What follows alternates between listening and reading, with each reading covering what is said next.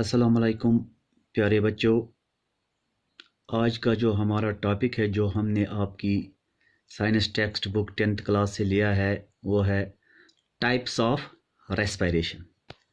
तो हमने इससे पहले ये बात की थी रेस्पिरेशन के मुतालिक, तो आज हम बात करेंगे टाइप्स ऑफ रेस्पिरेशन।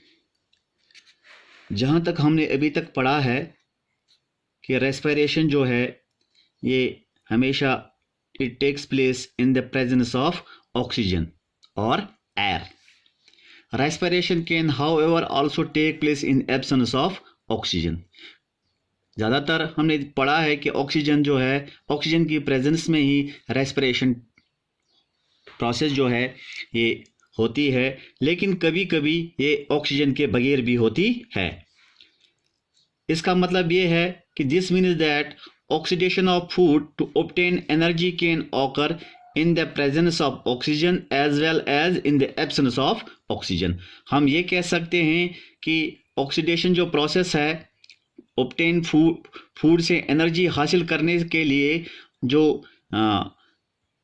रेस्पिरेशन होती है वो ऑक्सीजन के प्रेजेंस में भी होती है और विदाउट ऑक्सीजन भी होती है। तो उसके हिसाब से हम देखते हैं कि रेस्पिरेशन के दो टाइप्स हैं। एक को हम कहते हैं एरोबिक रेस्पिरेशन और दूसरे को कहते हैं एनएरोबिक रेस्पिरेशन। अब हम देखेंगे एरोबिक रेस्पिरेशन होता क्या है। The respiration which uses oxygen is called aerobic respiration. वो रेस्पिरेशन जिसमें ऑक्सीजन यूज होता है उसको हम एरोबिक रेस्पिरेशन कहते हैं। यानी गुज़ा जो है उसको उससे एनर्जी हासिल करने के लिए ऑक्सीजन जो यूज़ इस्तेमाल होता है उस रेस्पिरेशन को हम कहते हैं aerobic respiration. In aerobic respiration glucose food is completely broken down into carbon dioxide and water by oxidation. Aerobic respiration में जो गुज़ा है जो ग्लूकोज है वो कंप्लीटली ब्रोकन डाउन किया जाता है कार्बन डाइऑक्साइड और वाटर में by the process of oxidation. Aerobic respiration produces a considerable amount of energy for use by the organisms which is stored in the ATP molecule. जो aerobic respiration है इसमें कुछ energy भी तैयार की जाती है, यानी कंसिडरेबल ऑफ अमाउंट जो है एनर्जी जो है वो प्रोड्यूस की जाती है in the form of ATP molecule, adenosine triphosphate जिसको हम कहते हैं, वो ATP की सूरत में उसको स्टोर किया जाता है। फिर the break down of glucose food during aerobic respiration which is carried out by most of the organisms can be represented as, उसको हम इस तरह भी रिप्रेजेंट कर सकते हैं, यानी उसको हम एक इक्वेशन की सूरत में ऐसे दिखा सकते हैं। ग्लूकोज जो ग्लाइकोलिसिस होता है हमारी साइटोप्लाज्म सेल्स में, एनिमल्स के साइटोप्लाज्म सेल्स में, फिर उसके बाद हम देखते हैं पायरेवेट जो पायरेविक एसिड होता है 2 मॉलिक्यूल्स, फिर इन प्रेजेंस ऑफ ऑक्सीजन जो ऑक्सीजन है ये यूज़ होता है, जो सेल्स होते हैं माइटोकॉन्ड्रिया जो इसको इस्तेमाल करते हैं, ये बनाते हैं, इसको चेंज करते हैं कार्बन डाइऑक्साइड वाटर और 38 ATP मॉलिक्यूल्स में, यानी 38 मॉलिक्यूल्स एनर्जी यहाँ से प्रोड्यूस होती है। अब जो माइटोकॉन्ड्रिया है, माइटोकॉन्ड्रिया और the sites of the aerobic respiration in cells. फिर यही जो एनर्जी है इसको फिर ये ऑर्गेनिजम्स इस्तेमाल करते हैं आगे चल के, फिर जब वो एनर्जी हासिल करते हैं इस गुज़ा से तो इसी से ये एनर्जी इनको मिलती है। अब जो दूसरा टाइप है वो है एनएरोबिक रेस्पिरेशन। एनएरोबिक रेस्पिरेशन जो है वो रेस्पिरेशन है, the respiration which takes place without oxygen is called anaerobic respiration. वो रेस्पिरेशन जो विदाउट ऑक्सीजन के टेक प्लेस हो जाए इसको हम एनारोबिक रेस्पिरेशन कहते हैं। अब the microscopic organisms like yeast and some bacteria obtain energy by anaerobic respiration, which is called fermentation. Microscopic organism जिनमें यीस्ट भी है या कुछ बैक्टीरिया हैं, वो इस तरह का रेस्पिरेशन उनके अंदर होता है जो विदाउट ऑक्सीजन होता है, या जिसको हम कहते हैं फर्मेंटेशन. एनारोबिक रेस्पिरेशन जो है जिसमें organism in anaerobic respiration the microorganisms like yeast break down glucose food into ethanol and carbon dioxide and release energy. वो ग्लूकोज को ब्रेक डाउन करते हैं और वो टूट जाता है एथेनॉल और कार्बन डाइऑक्साइड में, और यहाँ से एनर्जी रिलीज होती है. The energy is then used by the micro organisms. फिर ये माइक्रो ऑर्गेनिज्म जो हैं इस एनर्जी का इस्तेमाल करते हैं. Anaerobic respiration produces less energy which get stored in ATP molecule. जो एनारोबिक रेस्पिरेशन है इसमें एनर्जी कम यानी लेस एनर्जी रिलीज होती है, फिर इसको स्टोर किया जाता है एटीपी मॉलिक्यूल्स में.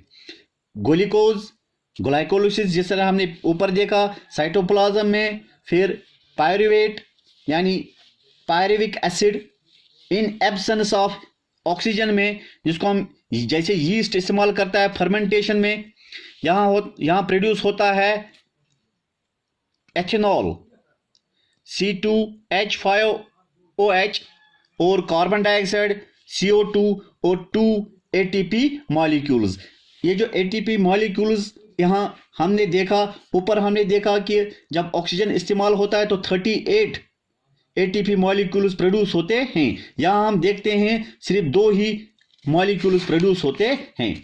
अब ये जो इंसान हैं, ह्यूमन बींग्स जो हैं, हमारे अंदर भी एरोबिक रेस्पिरेशन हो जाती है. लेकिन कभी कभी हम जब विग्रसली एक्सरसाइज करते हैं, ज़्यादा दौड़ते हैं या कोई हेवी एक्सरसाइज करते हैं, तो हमारे अंदर भी एरोबिक रेस्पिरेशन होती है.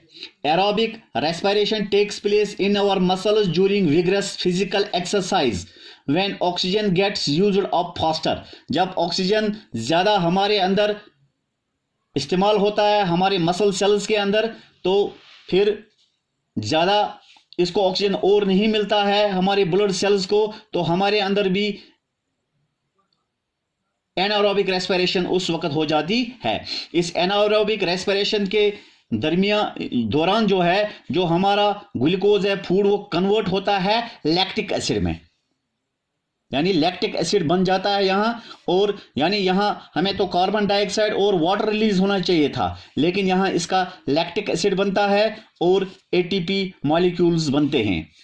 अब जो ये सडन ब्रेकअप बिल्डअप हो जाता है लैक्टिक एसिड हमारे मसल सेल्स के अंदर विग्रस एक्टिविटीज के साइड की वजह से, इससे हमारे अंदर क्या हो जाते हैं, मसल क्रैम्प हो जाते हैं. यानी हमारे मसल क्रैम्प, हमें दर्द हो जाता है. जैसे हम कभी देखते हैं, आपने क्रिकेट खिलाड़ियों को देखा होगा कि उनके मसल्स भी कभी कभी क्रैम्प हो जाते हैं. तो इसके अलावा ये जो एनारोबिक रेस्पिरेशन है, ये प्लांट यीस्ट में एथेनॉल प्रोड्यूस करता है.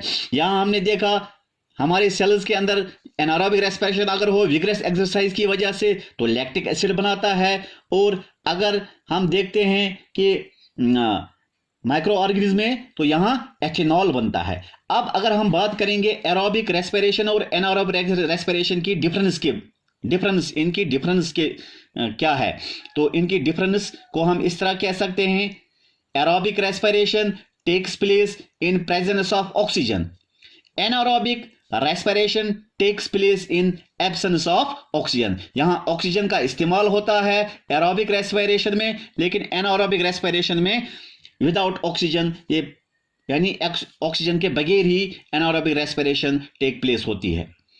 एरोबिक रेस्पिरेशन में दूसरा point, complete break down of food occurs in aerobic respiration. यहाँ पूरा जो ब्रेक डाउन ऑफ फूड जो वो पूरी तरह से ब्रेक डाउन हो जाता है एरोबिक रेस्पिरेशन में. लेकिन एनारोबिक रेस्पिरेशन में partial break down of food occurs in anaerobic respiration. यहां पूरी तरह से फूड ब्रेक डाउन नहीं होता, पार्शियली हो जाता है। The end product in aerobic respiration और कार्बन डाइऑक्साइड एंड वाटर, यहां हम देखते हैं जो एंड प्रोडक्ट्स बनते हैं एरोबिक रेस्पिरेशन में वो वाटर और कार्बन डाइऑक्साइड है, लेकिन the end products in anaerobic respiration में be ethanol and carbon dioxide as in yeast और lactic acid as in animal cells. हमने देखा एंड प्रोडक्ट्स अगर यीस्ट सेल्स में हम देखेंगे वहां हम देखते हैं एथेनॉल और कार्बन डाइऑक्साइड, और अगर हम एनिमल मसल सेल्स में देखेंगे तो लैक्टिक एसिड बनता है, लेकिन यहां कार्बन डाइऑक्साइड एरोबिक में कार्बन डाइऑक्साइड वाटर बनता है। अब चौथी जो डिफरेंस अगर हम देखेंगे, चौथा पॉइंट जो है aerobic respiration takes produces a considerable amount of energy. यहां एनर्जी जो है बहुत ज़्यादा प्रोड्यूस होती है एरोबिक रेस्पिरेशन में। अगर हम एनारोबिक रेस्पिरेशन की बात करें, much less energy is produced in anaerobic respiration. इसी के साथ जो आज का जो हमारा टॉपिक है वो इख्तिताम को पहुंचा। इंशाल्लाह कल नए मौजू के साथ बात करेंगे, तब तक के लिए खुदा हाफिज़।